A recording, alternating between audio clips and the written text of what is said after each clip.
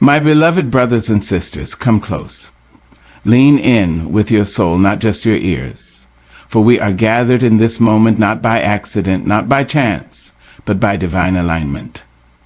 And we ask a question ancient as time, modern as today. What's the point of tithing? Child, let me sit with you a while and speak to the soul inside you that has wrestled with this matter in silence. Let me hold your spirit with the softness of wisdom and the strength of truth. Because when you ask what's the point of tithing, what you're really asking is this.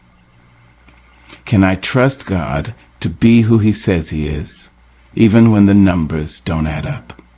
You see, tithing, yes, tithing is not about money. It never has been. It is about trust. That ancient, trembling, unshakable trust. The kind of trust that doesn't check the bank balance before it obeys. The kind that doesn't need a receipt to feel secure. It's the trust that says, God, I know how, but I know you will. That is the ground where tithing is planted. We have been taught, sometimes wrongly, that tithing is a business transaction, a spiritual investment. That if we give 10, God will give us back 100. But let me tell you something, sugar. God is not a slot machine.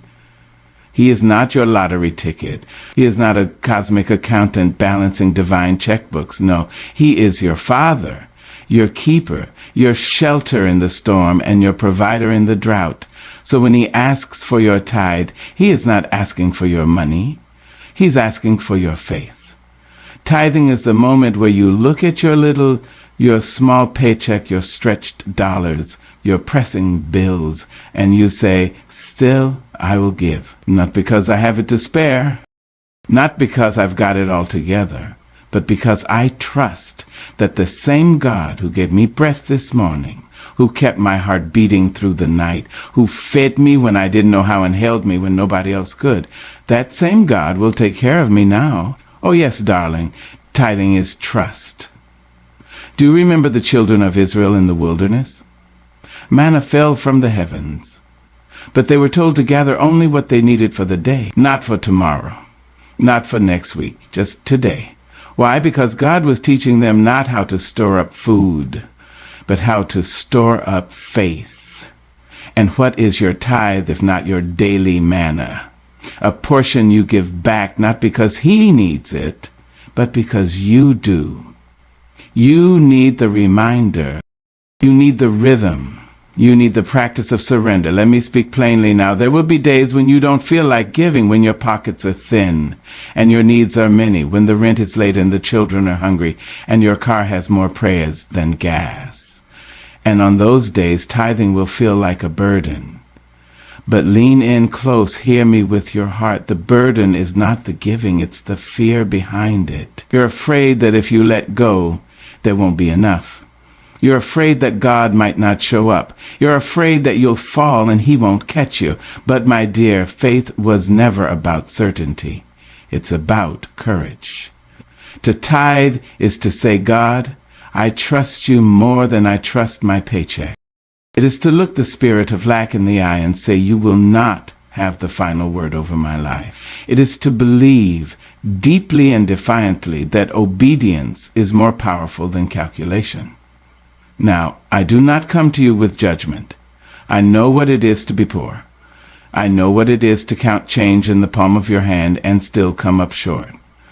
I know what it is to choose between a light bill and a dinner plate. But even then, I have found this one truth steady and unbroken.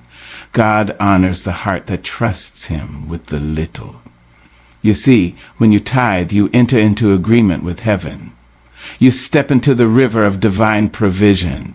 You make a covenant not of coins, but of confidence. And the heavens smile upon that kind of offering. Don't be fooled, child. You can have millions and still live in fear. Or you can have barely enough and walk in peace. Tithing rewires your soul. It teaches you to see not what you lack, but who your Lord is, and he is enough. The bank account may be low, but you are not broke. You are backed by the storehouses of glory. You are funded by favor. You are held by the one who fed 5,000 with a few loaves and 2. And when you place your tithe in the offering plate, whether it's paper, coin, or click, you are not losing something. You are gaining. You are declaring that fear does not govern you, and scarcity will not define you. Let me tell you, God doesn't need your money, but you need to release it, because what you don't release will soon start to control you. And tithing breaks that control. It keeps your hands open. It keeps your heart free. It keeps your trust strong. So, baby, what's the point of tithing? It's trust. It's standing on trembling knees and saying, Lord, I give because I believe. It's walking through the fire and still choosing to lift your hands. It's placing your seed in the soil not because you see the harvest yet, but because you believe it will come. Tithing is not about the dollar. It is about the declaration, a sacred whisper from the soul. I trust you, Lord, even with this, especially with this. And God, who watches in secret, will reward you not just in things, but in peace, in joy, in the deep, sweet knowing that you are not alone. You are not abandoned. You are held, covered, and carried. That, child, is the point. And it is holy. There now. Let us gather now, not just in body, but in spirit. Let us sit together in the hush of understanding, where truth speaks softly but clearly, like wind brushing the skin of a weary traveler. Let us speak of something many avoid, yet all must face. The test of giving. Yes, my dear, tithing is not about the wallet. It is about the will. It is not the currency of coins, but the currency of character. You may count the money, but God weighs the heart. You see, we live in a world that measures worth by wealth, by what you drive, where you live, what hangs in your closet and rests in your bank. But heaven has never been impressed by dollar signs. No angel stops and applauds when a man drops a fat check in a basket if his soul is bankrupt. The test was never about the amount. It was about the attitude. And let me tell you something, child. Tithing is not for the faint of faith. It's for those willing to wrestle with the quiet question, will I still give when giving costs me? That is the test. Not the easy tithe that flows from overflow, but the one that comes from a place of pressure, when it doesn't make sense on paper, when your own needs cry out and still you choose to obey. That is the tithe that trembles and shines with glory. I have known people who gave more from their need than others ever gave from their abundance. I have seen the humble man slip a folded bill into the offering plate with a prayer in his chest and fire in his eyes. I have seen the old woman press coins into an envelope like she was touching heaven. These are the saints who passed the test, not because of what they gave, but because of how they gave it. You see, the test of tithing is a heart exam. It looks at your spiritual pulse. It checks if your trust beats steady, even when the storms of life rage. It reveals whether God is your foundation or just your fallback. Too many people give when it's easy, when it's convenient, when they feel rich. But tithing wasn't created for the convenient. It was forged in the fires of faith. For those who say, even if I'm tired, even if I'm scared, even if I'm low, I will still honor God with my first, not my last. And oh, how powerful that is. Because giving when you have little means you believe that your provider is greater than your provision. It means that you don't worship what's in your hand, you worship the one who put it there. Let me tell you something that may shake your spirit free. There are rich people who fail the test every day. Though they give large amounts, but small portions of their heart. They give to be seen, to be praised, to be honored by man, but not by God. And there are poor people who pass the test in silence, unnoticed by the world, but applauded by angels, because God sees not the hand, but the heart. Do you remember the widow Jesus saw in the temple? She gave 2 mites, just 2, a whisper of wealth, a breath of offering, but Jesus said she gave more than all the others. Why? Because the others gave from their surplus. She gave from her substance. That's the test. When you tithe, heaven leans in, not to count your money, but to measure your motives. God is not testing your net worth. He's testing your soul's weight. Can you still obey when no one is clapping? Can you still give when you're bleeding on the inside? Can you still say, yes, Lord, when every bill, every fear, every voice in your head tells you not to? The answer to that question is the true test of tithing. And let me speak truth here, not wrapped in comfort, but in clarity. Tithing is discipline. Tithing is devotion. Tithing is a sacred submission of your will to God's. It says, Lord, not my way. Not my fear, but your will be done. It is no different from the way a soldier salutes, a child obeys, a servant follows. It is obedience dressed in dignity. We are so quick to obey when the reward is immediate, but God doesn't always pay on Friday. Sometimes he pays in peace, sometimes in protection, sometimes in unexpected favor, and sometimes he pays in silence, where you learn that obedience itself is its own reward. Ah, how that confounds the world. They say, why give when you're broke? But we say, because obedience is not a luxury, it's a lifeline. They say, why trust God with your money? We say, because he's the one who gave us strength to earn it. They say, you're being foolish. We say, no, we're being faithful. That, my love, is the difference between the test taker and the test breaker. Because the truth is, some will fail the test. Some will hold on too tightly, forget who gave them what they have, and miss the miracle that comes from open hands.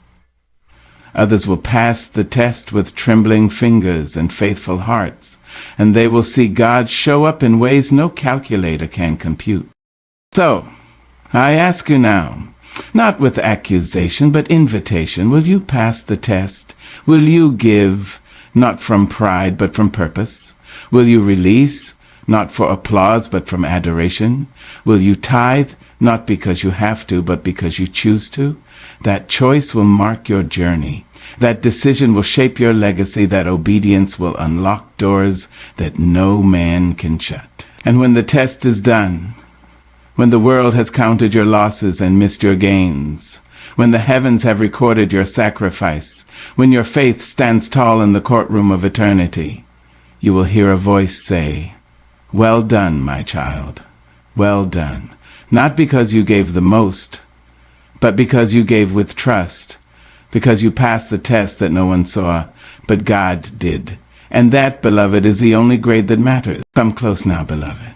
Let me speak to the soul of you, the part that aches quietly when no one is looking, that tender place in you that's tired of giving, tired of doing right, tired of sowing but not yet seeing the harvest. I see you.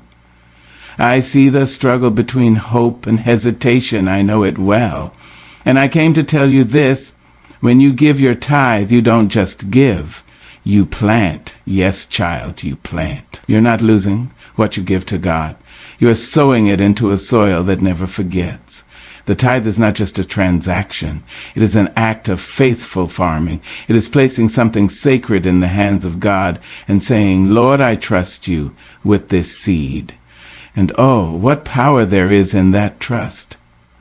You see, we've been taught to count by sight, but heaven counts by faith. Earth says, if I give, I'll have less. But God whispers, if you give, I'll multiply what you have. And when God multiplies, it's never just about money, it's about miracles. Now, let me be plain. This isn't about planting to get rich. No, that kind of thinking will lead you to disappointment. The blessings of tithing are not always flashy or fast. Sometimes the harvest isn't cars or cash, but peace when the world is loud, strength when your knees tremble, joy that makes no sense at all. Sometimes the harvest is waking up in your right mind, covered not by wealth but by grace. Oh, child, I could weep at how many have missed the beauty of this truth. They gave a tithe on Sunday and expected a windfall by Wednesday. But the ground doesn't work like that, and neither does God, for he is not rushed by your clock. He is not bound by your calendar. He moves in divine time, and he always, always honors the seed that is planted in faith. Let me tell you something your spirit already knows. Some blessings take time. Just like a seed buried in the soil, your tithe goes into a place you can't see. It's covered in darkness. It's hidden from view, but beneath the surface something holy is happening. Your obedience is awakening roots. Your trust is calling forth the rain. Your sacrifice is shaking the heavens, and in due season, not your season, but his, the sprout will break through. The harvest will come, because God does not forget the giver. He does not overlook the faithful. He honors those who trust him when it doesn't make sense. Now, some folks will try to tell you otherwise. They'll say, you gave all that, and what do you have to show for it? They'll say, you could have paid off your bills instead of giving to that church. But those folks don't understand kingdom math. They don't know that when you give to God, you're giving into a system that never collapses, never crashes, never defaults. Because God is not after your money. He's after your heart. And when he has that, everything else follows. Let me tell you what happens when you tithe in faith. He stretches what's left. He covers what you can't. He shields what you don't even see coming. You may not even notice it at first, but one day you'll look back and realize, I never missed what I gave. Somehow, I always had enough. That's the harvest. That's the blessing. That's the quiet miracle of provision. And let me remind you, what you sow doesn't just bless your pocket. It blesses your legacy. Your children will walk in favor because of the seeds you sowed in faith. Your grandchildren will reap the peace you planted when you chose obedience over comfort. Tithing builds generational blessings. Harvests that reach beyond your life into lives you'll never meet. I once knew a woman, humble, quiet, poor by the world's standards. She tithed faithfully for 40 years. She never had much, but she always had enough. Her roof never leaked. Her car always started. Her children never went hungry. And when she passed on, her funeral was filled with people she had helped, prayed for, and blessed. And do you know what they said? She was rich in spirit. And oh, beloved, that's the kind of harvest money cannot buy. So I say to you now, when you tithe, know what you are doing. You are not losing. You are investing. You are not throwing away. You are sowing deep. You are not wasting. You are worshiping.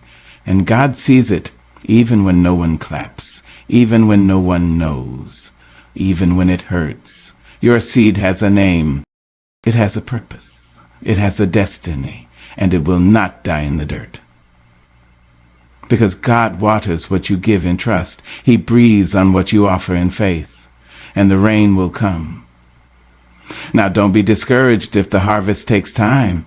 The strongest trees don't grow overnight. But when they do, they stand tall and unshaken. And you too will stand, rooted in obedience, anchored in faith, covered in grace. So when you tithe, do it with joy, do it with boldness, do it with the knowing that you are not just giving. You are partnering with heaven. You are participating in something greater than yourself. You are planting not just for today, but for every tomorrow.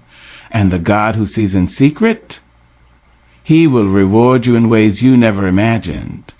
He will open windows you never saw. He will command blessings you didn't even ask for, because that's the God we serve. A God of abundance, a God of faithfulness, a God who honors the giver. So plant your tithe, child. Water it with trust, cover it in prayer, and wait on the Lord. The harvest is coming, and it will be more than enough. Come closer, beloved. Let me talk to you about something sacred, something silent and yet so full of song. Let me whisper to your spirit about the kind of giving that isn't loud or boastful, the kind that doesn't make headlines but touches heaven. Let's talk about the quiet kind of obedience that tithing teaches. You see, we live in a world that celebrates what's seen. If it shines, if it sparkles, if it stirs applause, then the world claps its hands and calls it good. But God? Oh, God looks deeper. God honors the unseen, the quiet offering, the unannounced obedience, the tithe given in secret with trembling fingers and a steady heart. There is a discipline in tithing that speaks louder than any sermon. It teaches your soul to bow, even when your body wants to rise in pride. It says, God, you are first, even when I'm last in the eyes of the world. And that kind of obedience, that kind of reverence, it molds a soul into something eternal. You see, tithing doesn't just change your bank account. It changes you. When you tithe, you become a living statement that says, my hope is not in wealth. My trust is not in wages. My foundation is not this earth. It is an act of worship that echoes into eternity. It is a humble declaration. God, I don't serve money, I serve you. There is such peace in that, child, a deep, soul-soothing peace. Because when you tithe, you let go of the illusion that you are your own provider. You surrender the lie that your value is tied to what you have. You lay your fears at the feet of the Almighty and say, I choose trust over control. Tithing breaks the back of pride. It silences the voice that says, I earned this all by myself. It reminds you that every breath, every heartbeat, every opportunity you've ever had was a gift, a divine loan from the hand of God. And when you return that first tenth, you're not paying God back. You're honoring him. You're saying, I remember where it all came from. And let me tell you something, my dear, remembering is powerful. In a world that's always chasing more, the tithe helps you pause, helps you reflect, helps you remember. It's easy to forget when blessings flow. Easy to think you did it on your own when the cupboards are full and the bills are paid. But the tithe keeps your heart in check.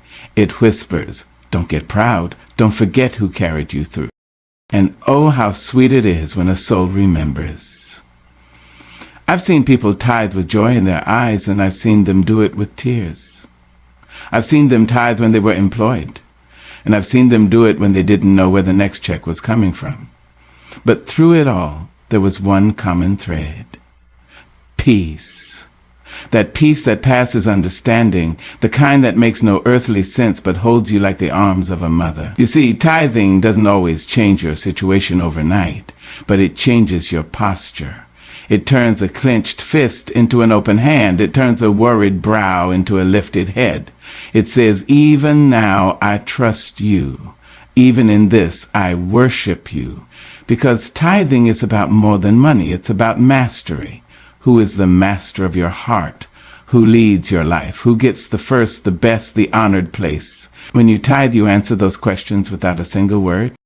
And let me tell you, child, there's a stillness that comes after you give, a holy hush, a sacred satisfaction. You may not know how God will provide. You may not have a blueprint, but deep down, in that quiet place where your soul sings its truest notes, you know he will. That stillness, that assurance, that is the gift of tithing. It's not a bargain. It's not a business deal. It's not a spiritual slot machine. It is the simple, sacred act of saying, God, you are enough, and I will live like I believe it. And there's more, beloved, much more.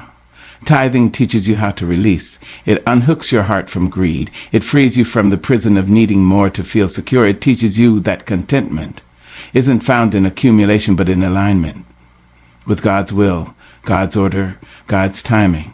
The world says, hold on, take more, keep it. But heaven says, let go. Give freely, trust fully. And when you live like that, when you give like that, you will walk in a peace the world cannot offer, a stillness that storms cannot steal. And don't you forget, precious soul, that God sees every quiet act of obedience. You don't need a spotlight. You don't need a microphone. You don't need a crowd. When you tithe in secret, heaven records it in bold ink. The angels witness it. The Spirit affirms it. And God, oh, God smiles. because he knows that giving in faith, especially when it's hard, is one of the most powerful declarations of love a human soul can make. So give, child. Not because you must, but because you may. Give because it honors him. Give because it shapes you. Give because it brings peace not only to your home, but to your heart. And when you give, be still, let your spirit settle, let your mind rest, let your heart rejoice, because in that stillness you will feel it, the soft rustle of grace, the quiet rhythm of obedience, the deep hum of heaven saying, well done. And that, my beloved, is a peace no man can steal. Come close now, sugar. Let me sit you down and talk to the part of you that's been wounded and weary, generous, and taken for granted. I want to speak to the giver in you, the soul who's poured out and wondered if anybody saw, the spirit who has tithed, not just with coins and dollars, but with time, with tears, with trust. Let me tell you something holy, something that the wind knows, something that the trees whisper when they sway in the evening light. God sees your faithfulness, and you will reward it. Yes, child, you are not forgotten. It may feel like your offering went into the shadows, unnoticed by man, unacknowledged by church folks. It may feel like your tithe was a drop in an ocean too vast to ripple. But nothing, hear me, nothing given to God is ever wasted. God, the keeper of time, the architect of eternity, he sees it all. The check you wrote when your rent was due, the 10% you gave before you fed yourself, the quiet yes when everything in you wanted to say no. He saw that, and he smiled. Because you weren't just tithing money, you were tithing trust. You were declaring, God, you come first, not just in theory, not just in hymns and Sunday prayers, but in action, in sacrifice, in the language that only heaven understands. Oh, what a beautiful sound that makes in the halls of glory. Let me tell you something I've learned through my own journey. God's rewards don't always come wrapped in gold. No, sugar. Sometimes they come wrapped in peace that makes no sense. Sometimes they look like strength when sorrow should have swallowed you whole. Sometimes they are a friend who shows up right when you're about to fall. Sometimes it's just waking up in the morning and realizing, I've got enough. Not abundance in riches, perhaps, but abundance in grace. We must learn to measure God's blessings with a different ruler. The world will tell you that blessings are bank accounts and buildings, applause and achievements. But heaven counts blessings by the soul's peace, by the joy that sings through grief, by the unshakable hope that anchors you even in a storm. You who have tithed faithfully, sometimes trembling, sometimes doubting, sometimes unsure, don't think your obedience has gone unnoticed. No act of faith returns void. No seed planted in trust will fail to bloom. For God is not a man that he should lie. He is not unjust to forget your labor of love. He may not move when you want him to, but baby, when he moves, it is always on time. Now, I must be honest with you. Sometimes that reward doesn't show up when or how we expect. We want the miracle on Monday, the breakthrough by Friday. But God works in seasons, not schedules. He tends the soil of your life with wisdom. He waits for the moment when the harvest will bless not just you, but everybody connected to you. You see, your tithe doesn't just bless you. It opens doors for your children.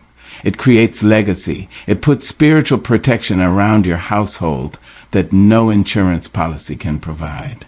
Some of you are walking through favor now that your grandmama prayed and tithed for. She planted the seed and you're eating the fruit. That's how good God is. He blesses generationally. So don't you dare give up. Don't you dare stop now. I know the ground looks dry. I know the harvest feels far. But keep sowing, keep tithing, keep trusting, because the rain is coming, the clouds are gathering, and your seed has not been forgotten in the soil. You've got to remember, God's economy isn't like ours. You give, and think you've lost. But God sees it as a beginning. Every tithe is a trigger. Every gift is a signal to heaven. Here's a heart that trusts. And heaven answers.